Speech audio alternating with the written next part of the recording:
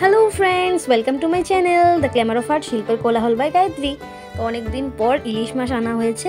তো ইলিশ মাছ দিয়ে খুব ভিডিও দেখেছি মাওয়া ঘাটের ইলিশের লেজা ভর্তা, তো সেটাই চেষ্টা করেছি। ইলিশ মাছটাকে ভেজে পুড়িয়ে নিয়েছি, হালকা করে পুড়িয়ে নিয়েছি, তাহলে একটু স্মোকি ফ্লেভার আসবে। জানি না সেটা মাওয়া ঘাটের ইলিশের মতো হয়েছে কিনা, কিন্তু খেতে খুব ভালো হয়েছিল। তো আপনারাও এটা চেষ্টা করতে পারেন বাড়িতে। ইলিশের লেজটাকে আমি ভেজে একটু পুড়িয়ে নিয়েছি, সঙ্গে আরও কী কী ইনগ্রিডিয়েন্টস নিয়েছি সবগুলো আপনাদেরকে দেখাবো। নিয়েছি ইলিশের ভাজা তেল, কাঁচা লঙ্কাও সেই তেলে ভেজে নিয়েছি, সঙ্গে একটা শুকনো লঙ্কা, পেঁয়াজ কুচি, ধনেপাতা, লবণ আর অল্প সর্ষের তেল।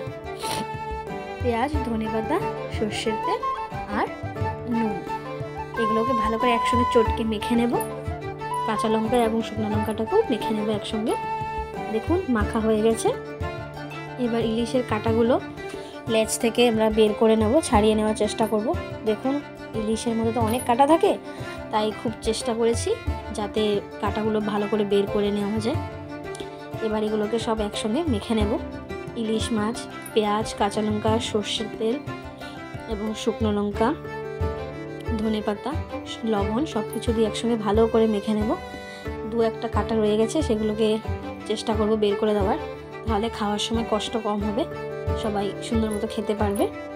ভালো করে চটকে চটকে মেখে নেব। তো আমাদের মাওয়া ঘাটের ইলিশের লেজা ভর্তা রেডি। কেমন হয়েছে ভিডিওটা জানাবেন কিন্তু।